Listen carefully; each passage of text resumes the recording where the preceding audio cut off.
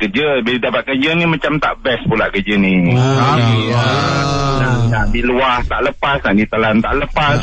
Tergantung ke anak tekak. Kan lama-lama kan besar pula hukum ni kan. Kerja apa tu Wak Jamal?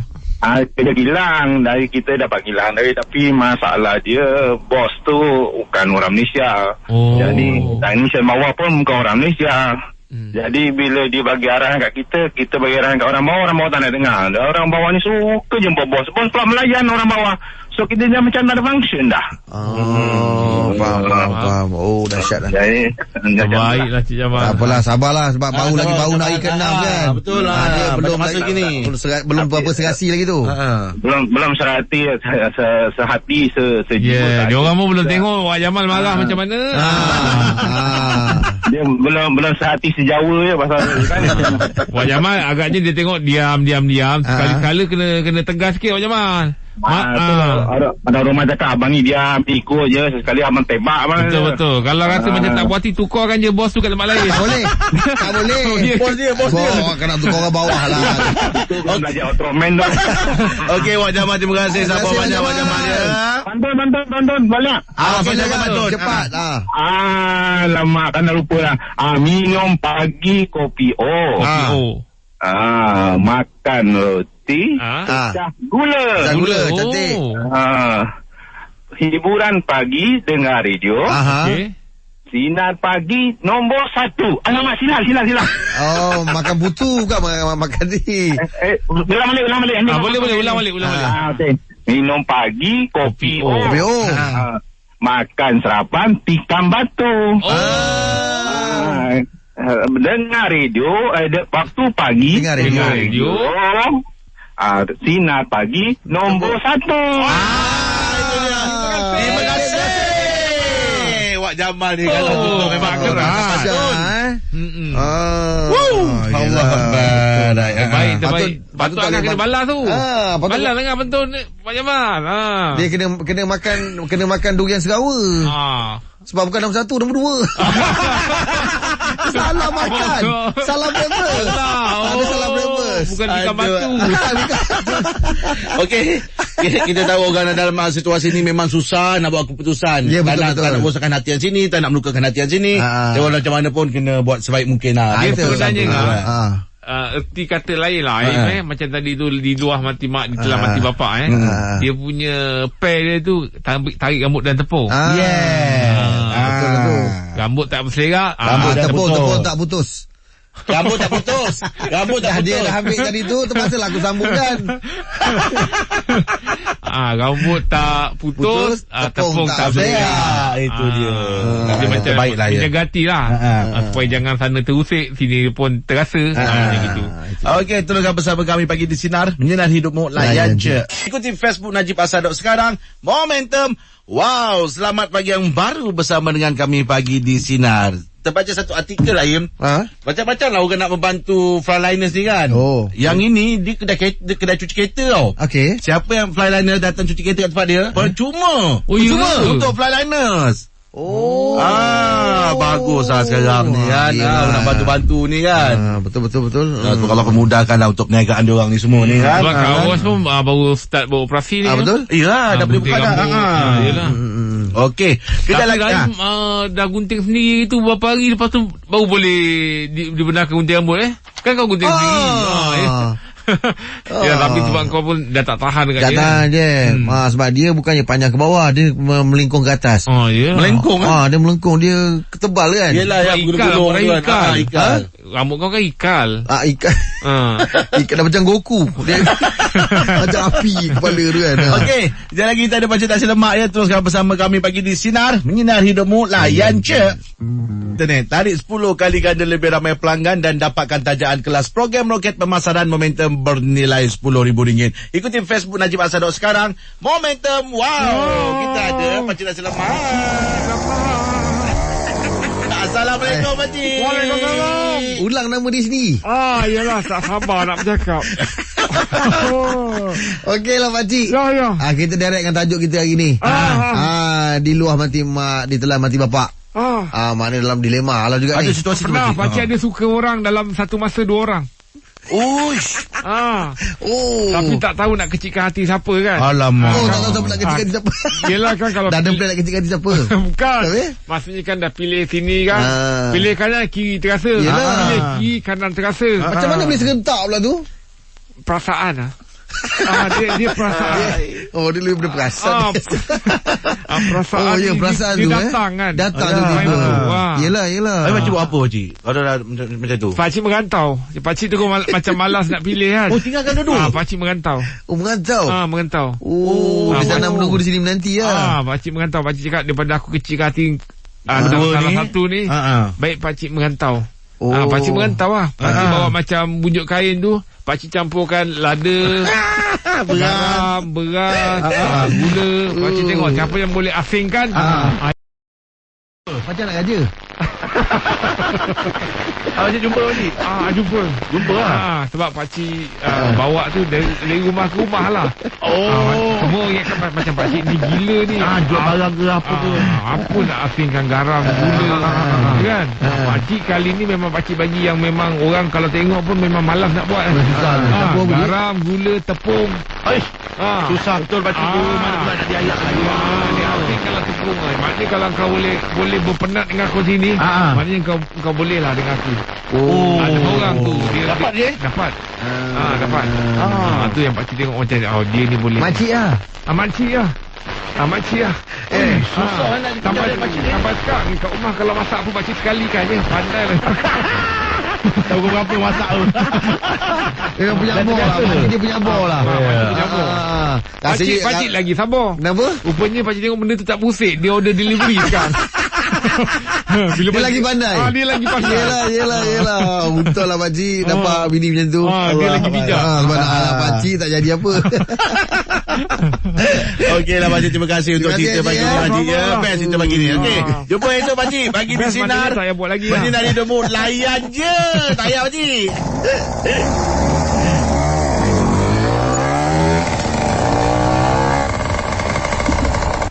RM10,000. Ikuti Facebook Najib Asadok sekarang. Momentum. Wow. Perasan tak kebelakangan ni kalau tengok dekat media sosial, kat berita, banyak kes pendaraan kanak-kanak lah. Itulah dengar. Ada yang mak bapak kandung dia, anak-anak kan. Kadang-kadang tak tahu kenapa ada boleh jadi macam ni lah kan. Bagi mak bapak tu kenapa ada satu perasaan yang macam sampai hati. Tak tahu boleh lah dengar kan. anak macam gitu Katanya kan. kadang-kadang ada macam apa, mental Itulah. Stres ke kan. Stres ke, sebab kalau normal takkan tergambar macam gitu kan.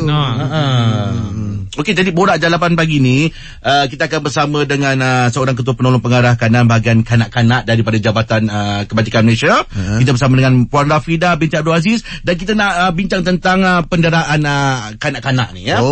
Assalamualaikum Puan. Waalaikumsalam warahmatullahi wabarakatuh. Ya. Minta maaf Puan, kalau kita boleh betulkan tadi tu sebab rasanya Angah salah sebut tadi tu kan. Sebab apa? Dia nak ikutkan masyarakat Jabatan Kebajikan Masyarakat. Maafkan saya. Sebut tadi apa Angah? Malaysia. Dah jawab pula dah. Minta maaf ya. Okey, tak apa. Itulah Puan, kalau kita tengok sekarang macam-macam kes sekarang dah Puan kan, berlaku kan. Jadi kalau boleh lah Puan kongsikan macam mana perkara ni boleh berlaku. Okey, baik. Terima kasih Sinar FM atas perbincangan yang saya rasa agak penting ya pada pagi ini. Jadi bila kita sebut kanak-kanak ni, berapa usia kanak-kanak tu sebenarnya? Kanak-kanak je. 7 tahun ke atas? 7 tahun ke atas. Ya. Kalau ikut sebenarnya Seksyen 2 Akta Kanak-Kanak 2001, definisi kanak-kanak itu adalah mereka yang usianya di bawah 18 tahun sebenarnya.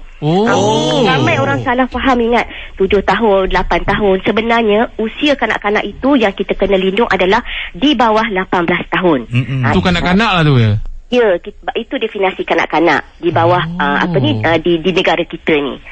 Okey, berbalik kepada soalan yang ditanyakan tadi, apa sebab ataupun faktor yang menjadi punca berlakunya penderaan inilah ya.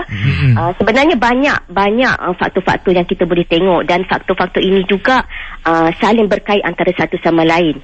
Jadi kalau saya boleh kongsikan statistik JKM ya untuk tempoh 3 tahun, faktor utama yang berlaku pada hari ini adalah perbalahan keluarga ataupun pergaduhan keluarga. Statistik 3 tahun yang diterima oleh JKM, sebanyak 5,794 kes telah dilaporkan kepada JKM mengenai faktor pergaduhan ataupun perbalahan ini. Dan kenapa faktor ini terjadi? Mungkin disebabkan oleh berlakunya pelbagai perkara lah. Mungkin krisis rumah tangga, pergaduhan suami isteri, gangguan pihak luar, dan juga boleh disebabkan oleh faktor kewangan ataupun ekonomi juga. Inilah menyebabkan kanak-kanak ini menjadi mangsa penderaan tersebut. Maksudnya bukan mental semata-mata lah ya? Itu saya kata tadi, banyak faktor. Tetapi kalau rekod JKM, pergaduhan antar keluarga tu dan mental ataupun stres itulah yang mengakibatkan berlakunya pergaduhan tersebut. Kalau kita tengok juga faktor yang lain, satu lagi adalah tentang kecuaian ibu bapa atau penjaga itu sendirilah.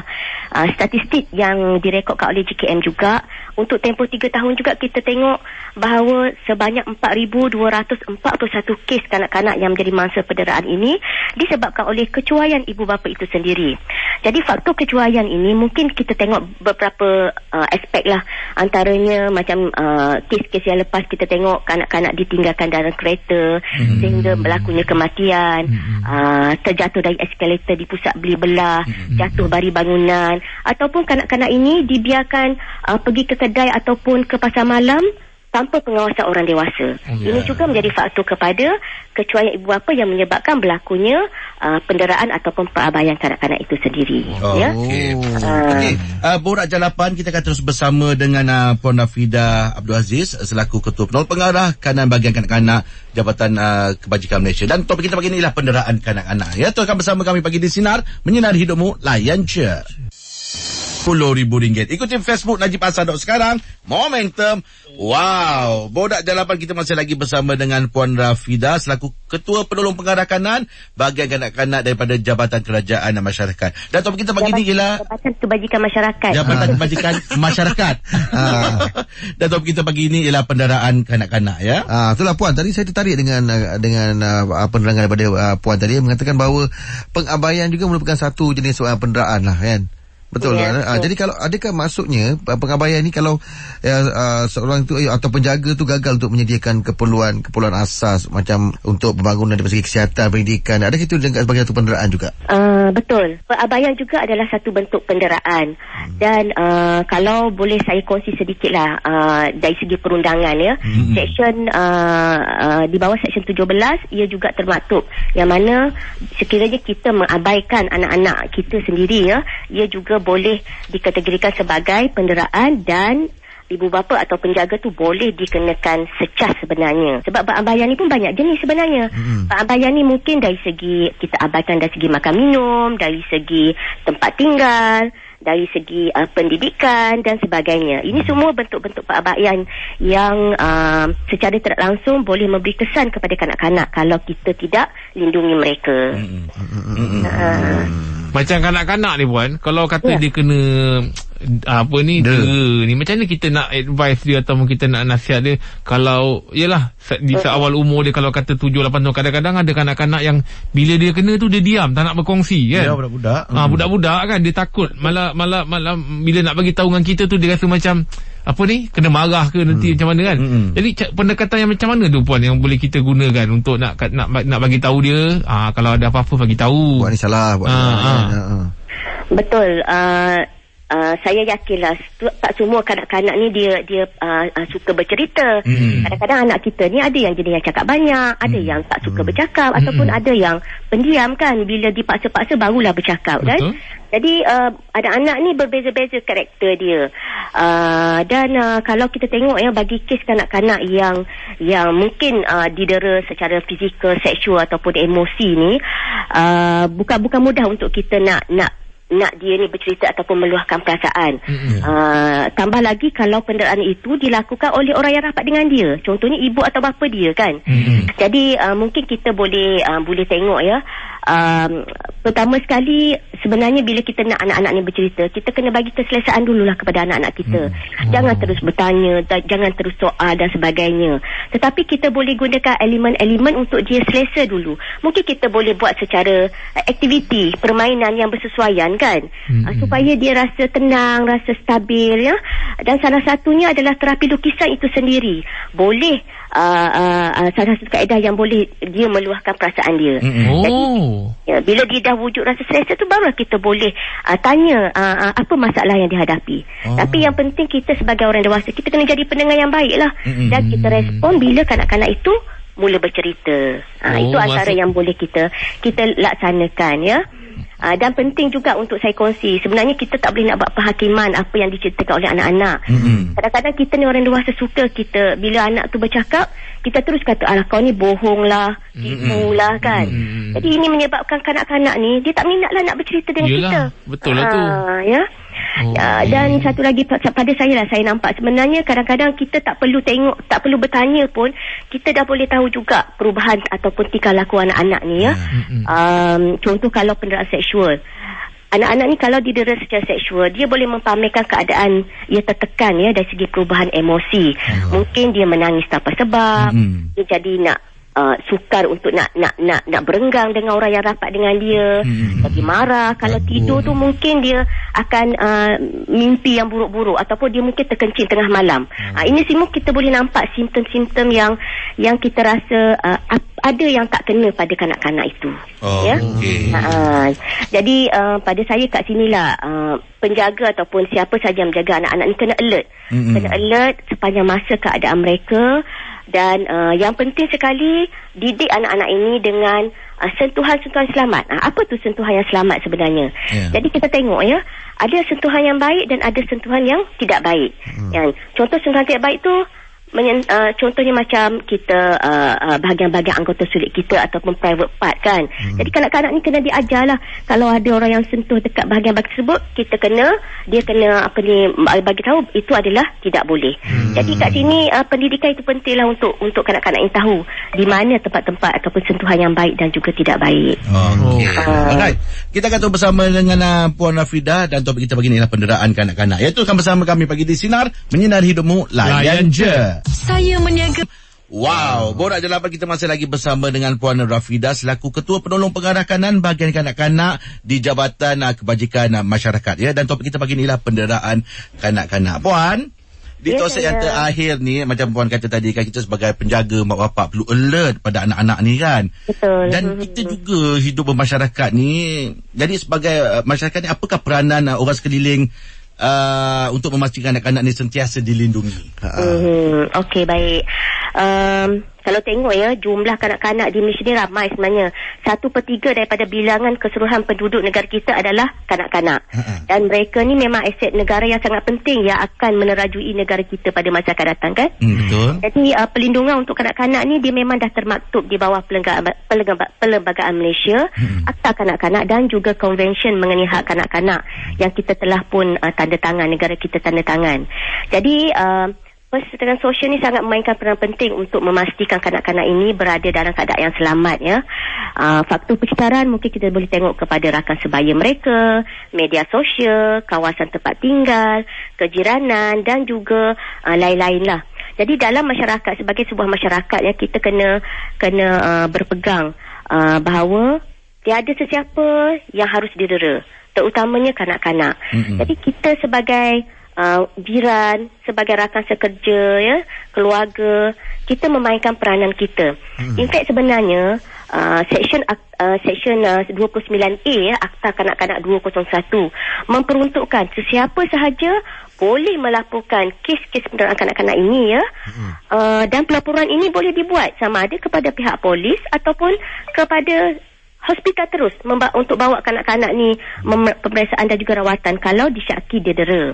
Jadi pada masa ini masyarakat kena beranilah, kena tampil. Banyak orang macam takut ya, bila nak lapor tu saya tak beranilah sebab nanti saya kena dipanggil lah itu ini kan. Tapi kita kena berani tampil untuk bantu. Yang penting kita kena ada rasa tanggungjawab untuk membantu. Jadi dekat sini Rahim dan juga Angah, saya ingin berkongsi yang kita di KPWKM ada mempunyai talian, iaitu talian kasih ya. Talian ini beroperasi 24 jam sehari untuk memberi perkhidmatan. Kalau sekiranya ada aduan, nak mengadu, nak melapor berkaitan dengan isu-isu penderaan kanak-kanak ni, boleh hubungi talian kasih ini.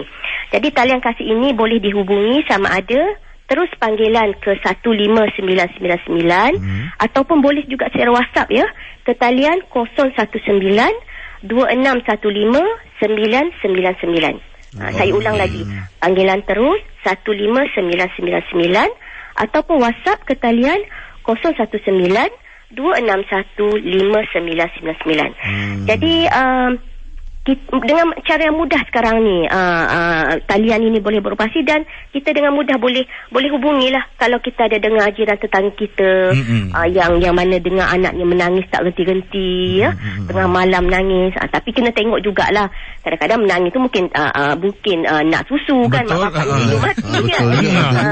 Itulah. Jadi kena tengok keadaan, tetapi kalau kita rasa yang pelik-pelik macam ragu-ragu kan, maknanya istilah suka jaga pakai orang tu dah tak dipakai lagi dah untuk zaman sekarang ni puan. Ya, dalam keadaan sekarang, tetapi kita tengok maksud suka tepi kain orang tu yang macam mana. Jadi kalau kes-kes yang kanak-kanak macam ni, kita kena jaga tepi kain orang. Betul puan. Terima kasih puan kerana sudah meluangkan masa dan berkongsi penerangan yang bermanfaat ni. Baik, terima kasih jugalah atas sedikit perbincangan, walaupun mungkin banyak lagi yang nak diceritakan sebenarnya. Betul. Macam banyak soalan sebenarnya ni. Jeb dia ada 10 soalan tak tanya lagi. Okey, puan, terima kasih atas perkongsian untuk yang manfaat untuk pagi ni. InsyaAllah ada rezeki kita akan berjumpa lagi ya. Terima kasih puan. Waalaikumsalam. Warahmatullahi. Teruskan bersama kami pagi di Sinar Menyinar Hidupmu, layan je. Wow, sekarang ni kita bersama dengan pemenang untuk Kami KMBiz. Assalamualaikum Encik Faiz. Waalaikumsalam warahmatullahi. Buat panggilan pada mana awak ni? Dari Kepong. Oh, daripada Kepong. Mana pula dia buat panggilan kan? Kita yang call. Kita pula yang call. Dia buat panggilan. Dia buat panggilan dari mana kan? Saya pada studio. Okey, Encik Faiz. Okey. Sebagai pemenang ni, boleh cerita awak berniaga apa? Saya menjalankan servis towing motosikal, sama ada motosikal bersisi rendah dengan bersisi tinggi lah. Tinggi. Lain macam sebab saya ada gunakan trailer khas lah untuk tarik motor yang berkuasa tinggi. Okey. Ada beza cik ni? Ada. Dia kalau motor kecil tu biasa orang bawa naik atas pickup je kan. Ni saya gunakan trailer lah. Tarik dari 4x4. Tarik guna 4x4. Itu kira charge macam mana tu? Per kilometer ke atau macam mana Cik Faiz? Dia ikut kilometer lah. Tapi dalam area KL dia ada charge dia lah. So kalau nak tahu, just call kami lah. Call atau WhatsApp kami. Nombor berapa tu? Nombor 018 Okey 366 9697. Okey, 018-366-9697 Ya, betul. Tak ada ni ke Instagram ke apa ke? Ada. Apa dia? Okey, Facebook saya Faiz Bike Towing and Mover Services. Faiz Faiz Bike Towing and Mover Services ya? Ya, betul. Instagram IG pun sama. Nama yang sama And Mover Services. Ya, betul. Dia cover kawasan mana Faiz? Saya base di KL, tapi kira seluruh Semenanjung Malaysia boleh pergilah. Dahsyat. So apa call je. Tapi memang untuk motor je lah ya.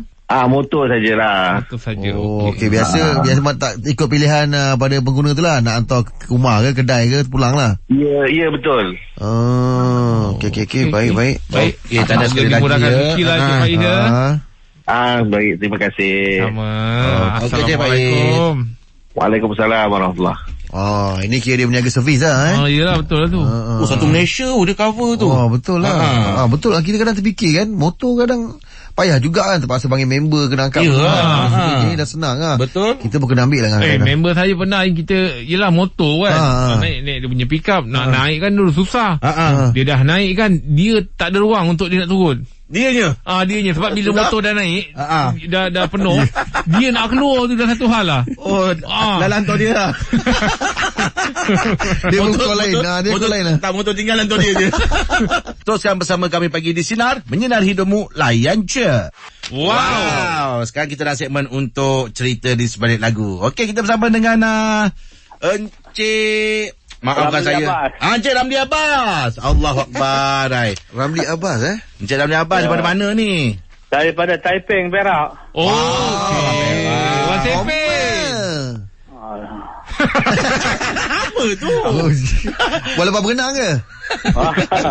Okey, Abang Ramli, apa lagunya?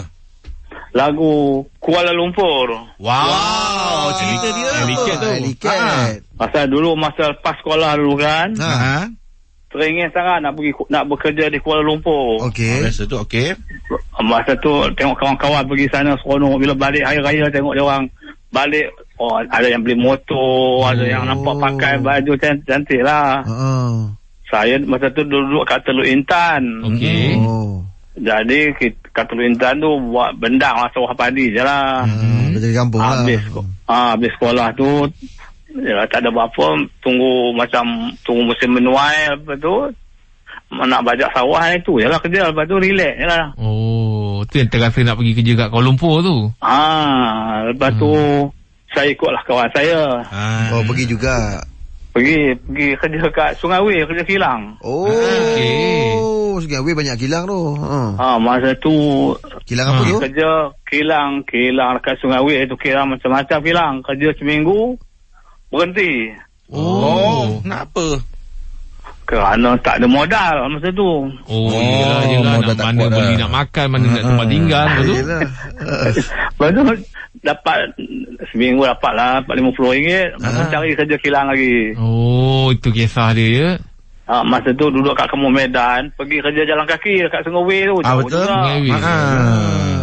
Susah. Berapa lama tu rasanya? Setahun ada? Saya ada dekat setahun juga lah saya kerja. Sungai Wei. So maknanya memang nak lagu tu lah, Suai Ke Morning. Bukan. Memang Sungai Wei. Lah Kuala Lumpur. Apa benda ni? Dia bukan pergi gua. Kuala Lumpur Tapi kalau Kuala Lumpur tu apa ni, awak pula orang Perak, ada juga lagu arwah Mr. Oz tu, Kuala Lumpur. Ada kan? Betul. Yalah, Mr. Oz tu abang dia ada dekat tempat saya kat Kuning Sari, abang dia. Kenal pula abang dia dah sudah. Yelah. Habis nak mana lagu? Lagu Mr. Oz ke lagu Kuala Lumpur tu? Mana satu? Lagu Kuala Lumpur lah, saya ingat masa muda-muda tu. Liket lah zaman dia tu. Okey. Abang tahu lagu tu? Sikit-sikit boleh lah. Cuba nyanyi sikit lah. Sikit lah belanja. Kuala Lumpur, senyumanmu di pagi ini sungguh berarti karena cinta bersemi lagi setelah tak apa Teluk Intan bang. Dah bang. Okey, kita mainkan yang penuhnya lah. Kita mainkan lah bang untuk abang. Bukan apa, dia nervous. Yelah. Tapi suara abang tu memang sedih tu, rasa tu. Kita kan macam alamak, struggle abang dulu pergi bekerja kan. Macam memang struggle nak pergi kerja tu. Masa tu teringat kawan-kawan makan apa tu, Kentucky. Kentucky. Sedap. Okey, kita imbau balik lah. Terima kasih banyak bang. Terima kasih banyak. Okey kan, kita mainkan lagu ni, kita imbau balik kenangan dia. Perasaan dia nak pakai Kentucky tu kan. Dengarkan Senyumlah Kuala Lumpur. Teruskan bersama kami pagi ni. Mari kita kongsikan fakta menarik pagi ni, Aim. Okey ngah, ni cerita tentang satu fenomena yang agak menarik lah. Fenomena lempeng ais atau ice pancakes. Alamak. Macam mana rupanya tu? Ini di sungai di Scottish Highland. Dia macam pancake, macam lempeng. Okey. Okey. Tapi ais. Tapi dia ais. Ini berlaku di sungai di Scottish Highland. Okey, dia punya cara macam mana boleh berlaku Ia sering terjadi apabila buih membeku pada permukaan tasik ditarik ke arus pusaran air yang menjadikan seakan lempeng ais bulat. Fenomena ini juga terjadi apabila ombak sejuk menyebabkan kepingan ais yang berlanggar antara satu sama lain dan berubah menjadi bulat. Okey. Kalau tengok gambar yang dia bagi, video dia bagi ni, terapung macam lempeng banyak dalam atas air bulat-bulat dia putih je. Kita tak susah nak tengok dengan kita, tak ada, sebab kita tak ada saji kan. Lempeng tadi terus teringat nak makan dengan sambal tumis ikan bilis. Sedap sangat tu. Sedap. Lempeng itu je. Iyalah. Dia memang tak boleh kena dengan sambal lain. Sambal tumis ikan bilis, lepas tu lempeng kalau boleh kan. Keluar kuali tu dah nak makan sejuk tak sedap. Dia yang tu.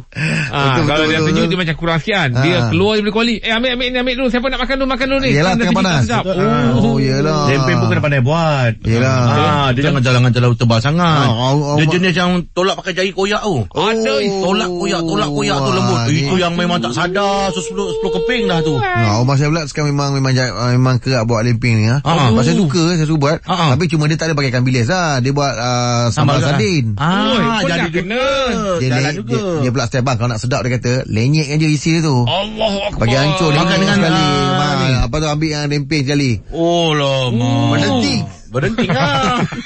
Tapi pernah kena makan dengan ni Aim. Apa orang panggil cheese? Lempeng cheese. Tak ada. Tak pernah. Tak pernah pula. Macam saya fikir macam ni kalau lempeng cheese pun sedap ni. Makan dengan cheese mana tahu kan. Sebab goreng pisang cheese pernah dengar. Kita kan pernah makan kopok leko cecah cheese. Pernah. Pun sedap. Pernah sedap juga. Tapi kan tengok lawan dia punya lawan tu apa mungkin. Jangan lawan-lawan, makan je lah. Maksud dia punya pair tu.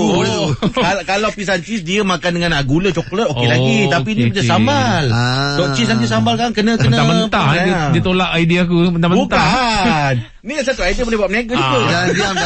Dalam diam di bangkang. Ui, bagus idea dia. Bagus pula. Ya. Tadi aku cakap mana betul. Buat. Kalau betul saya nak plan ni, nak suruh dengan next stage.